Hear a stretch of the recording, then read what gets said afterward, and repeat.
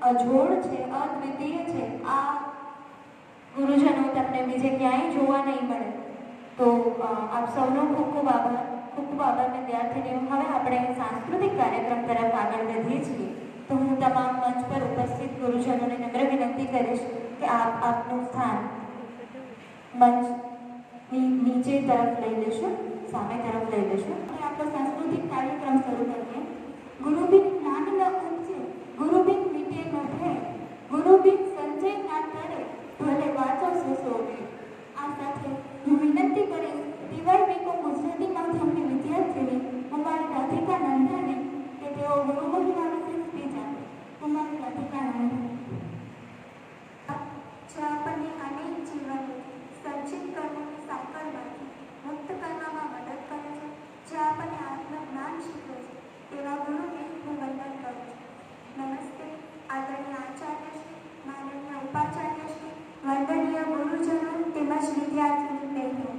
આજના ગુરુ પૂર્ણિમાના દિવસે મહાભારત તેમજ 18 પુરાણોના રચયિતા વેદવ્યાસજીનો જન્મ થયો હોવાથી આજના દિવસને વ્યાસ પૂર્ણિમા તરીકે પણ ઓળખવામાં આવે છે.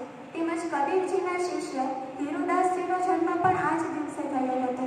ગુરુ શબ્દ એ 2 અક્ષરોનો બનેલો છે, જેમાં પ્રથમ અક્ષરનો અર્થ થાય છે અજ્ઞાનરૂપી અંધકાર અને રૂ એટલે દૂર કરનાર.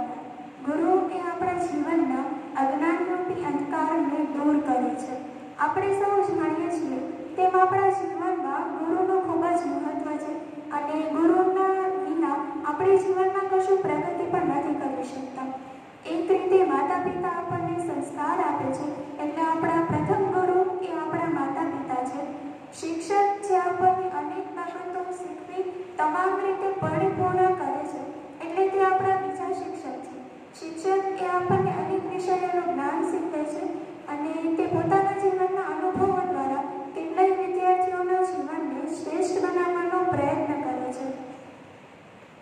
ભારતીય સંસ્કૃતિમાં ગુરુનું મહત્વ માત્ર આધ્યાત્મિક કે ધાર્મિકતા સુધી સીમિત નથી, પરંતુ દરેક ક્ષેત્રમાં ગુરુ પોતાના શિષ્યોને શ્રેષ્ઠ યોગદાન, શ્રેષ્ઠ માર્ગદર્શન પ્રદાન કરતા હતા. જેમ કે આપણે સૌ જાણીએ છીએ તેમ એકલવ્યએ માત્ર ગુરુ દ્રોણાચાર્યની મૂર્તિ સામે રહીને ધનુર્વિદ્યાનો પાઠ શીખ્યો હતો, છતાં પણ તે કેટલો શ્રેષ્ઠ ધનુર્ધર હતો.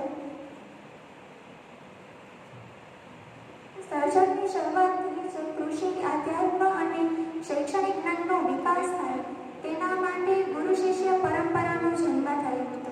ત્યારબાદ ત્રીજા